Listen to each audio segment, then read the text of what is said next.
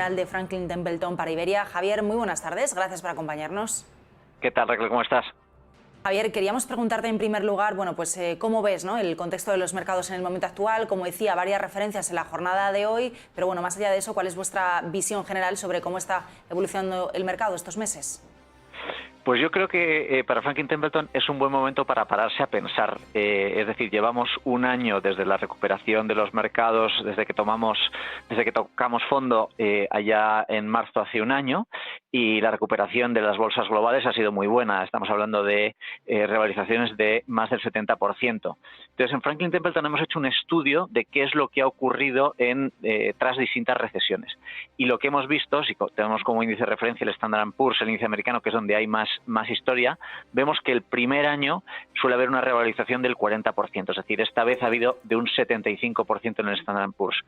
Esto quiere decir que las medidas que han tomado tanto bancos centrales como gobiernos para apoyar la reactivación han funcionado y han funcionado muy bien. También es verdad que esas medidas han sido en cantidad equivalentes en un año a lo que fueron en 10 años en la crisis anterior, ¿no?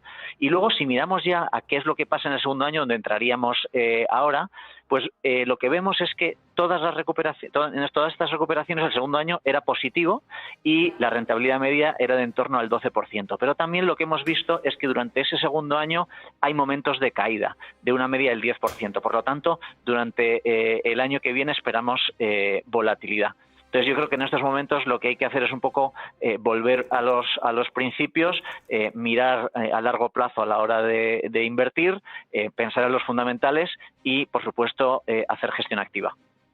En este contexto, ¿qué regiones veis más atractivas, ¿no?, dentro de las diferentes oportunidades de inversión? Se hablaba mucho, ¿no?, este año sobre si Europa iba a recuperarse, ¿no?, frente a Estados Unidos después de lo que había sucedido el año pasado, qué región tenía más recorrido. También se está poniendo mucho el foco en los emergentes, ¿no?, y en algunas regiones concretas, sobre todo en Asia, ¿no?, al calor de, de las diferentes recuperaciones.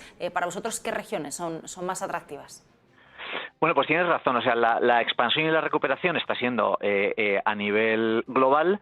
Quizás nosotros destacaríamos dos regiones. Estados Unidos, porque es la economía más grande del mundo y porque es un mercado que no suele defraudar. Es decir, si uno invierte a largo plazo en Estados Unidos, el 95% de las veces, invirtiendo un periodo de 10 años, se obtienen resultados positivos.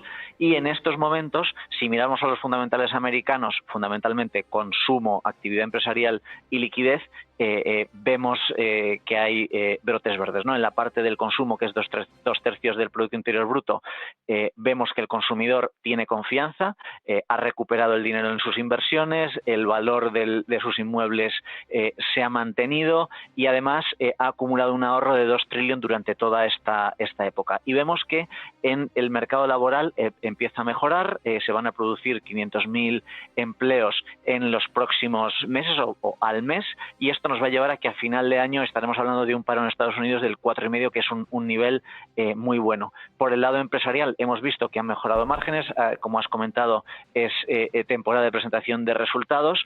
Quizás los resultados puedan sorprender un poco a la alza porque hemos tenido un primer trimestre de crecimiento y cuando esto pasa suelen sorprender a la alza los resultados, y desde el punto de vista de la liquidez, tanto la Reserva Federal como el gobierno de Biden dicen que van a seguir apoyando con políticas para fomentar el crecimiento económico.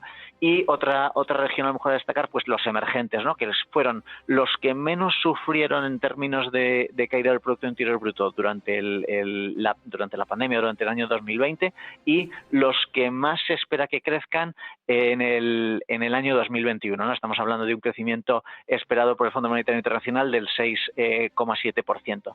Y ese crecimiento además va a venir de la mano del propio consumo interno en esos países y tecnología o innovación, es decir, nuevos sectores, y ya no tanto va a depender del crecimiento mundial. Luego también vemos que estos países a nivel de deuda han sufrido mucho menos, por lo tanto los fundamentales son mejores y además cuentan con un descuento frente a los mercados desarrollados, si miramos las valoraciones, de en torno al 30%. Es decir, si dividimos el precio al que cotizan esos mercados frente a los beneficios esperados, hay un descuento muy importante frente a, por ejemplo, Estados Unidos.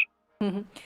Bueno, me has mencionado ya, Javier, varios sectores, ¿no?, dentro de estas regiones, así que también quería preguntarte un poco por cuál es la rotación de carteras que habéis hecho. También hemos hablado mucho en este momento de la vuelta a los cíclicos, la rotación que había que hacer, ¿no?, cómo aprovechar en este cambio de contexto las oportunidades. Ya hemos pasado, ¿no?, ese primer trimestre, seguimos un poco en un contexto en el que estamos muy pendientes de las campañas de vacunación, de qué nos dicen los datos, pero bueno, en cualquier caso un poquito más esperanzados que hace 3 meses. ¿No?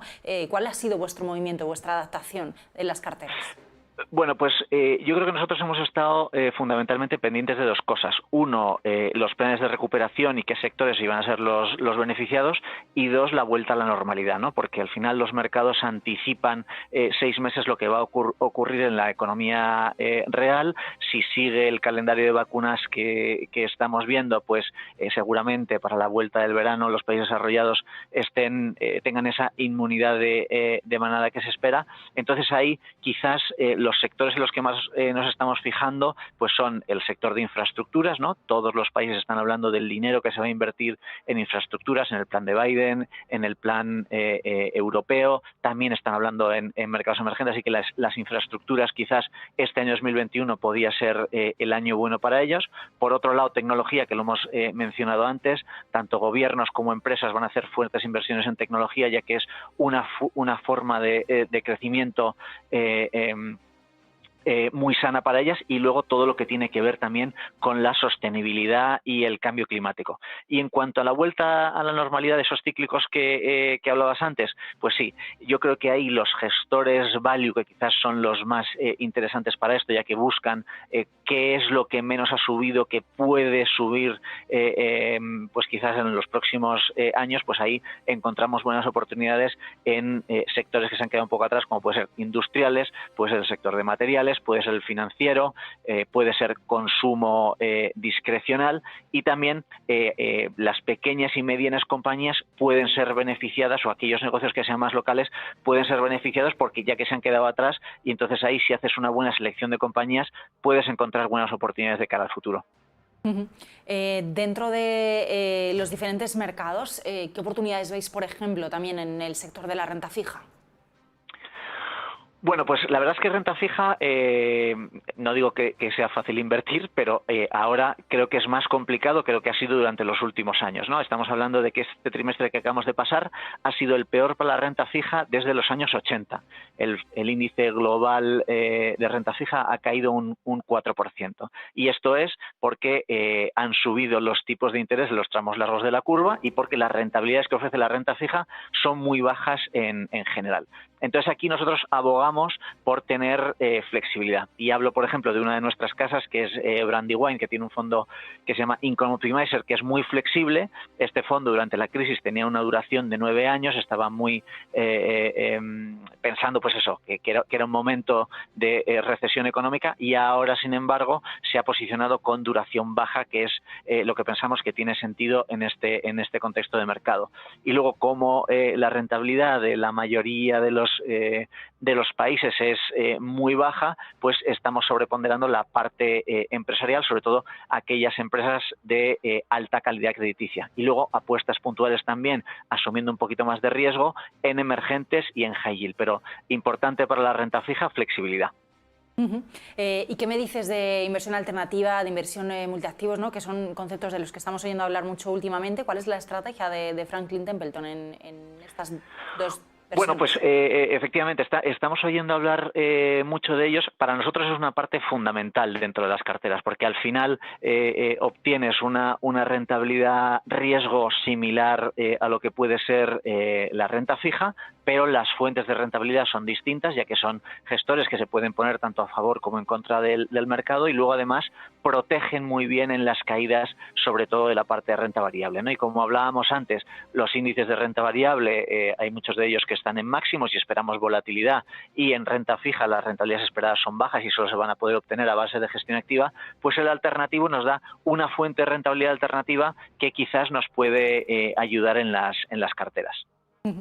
Una última cuestión, Javier, porque hablábamos, ¿no?, de ese reposicionamiento, ¿no?, de cara al segundo trimestre del año. No sé si puedes darnos alguna clave más, algo que me haya dejado, ¿no?, que quieras recomendar dentro de vuestra estrategia de cara a estos 3 meses. Bueno, ya llevamos la mitad del mes de abril, pero bueno, de cara a este segundo trimestre. Bueno, yo creo que hemos tocado todas las partes importantes. Quizás por hacer un resumen, bueno, es un momento de recuperación económica, por tanto los activos de riesgo, como pueden ser la renta variable, lo debería hacer mejor que la renta fija, por lo tanto sobreponderar la parte de renta variable, quizás haciendo un foco especial a Estados Unidos, que es un mercado que en el largo plazo nos suele defraudar, y también aprovechar las oportunidades que estamos viendo en emergentes. En la parte de renta fija, que estaríamos infraponderando en estos momentos, pues es un momento para ser muy activos y aprovechar las oportunidades, ya que estamos en un entorno de tipos bajo, y una subida de los tipos largos pues puede hacernos también perder dinero, como nos ha ocurrido en el primer trimestre, y completar esta gestión con la gestión alternativa, que estaría un poco en rentabilidad-riesgo en media o en la mitad entre renta fija y renta variable, pero que en un año de volatilidad, en un año de cambio de ciclo, de ser un ciclo expansivo a uno que venimos de contracción económica, pues los gestores de alternativos han solido tener un buen comportamiento. Pues Javier Villegas, desde Franklin Templeton, muchísimas gracias por acercarte este ratito a Negocios Televisión y por darnos vuestras estrategias de inversión y las oportunidades, ¿no?, que veis en este análisis de mercados. Buenas tardes. Muchas gracias, Raquel, y un fuerte abrazo para todos. Bueno, pues mientras hablábamos con Javier, nos acercábamos ya al cierre de la sesión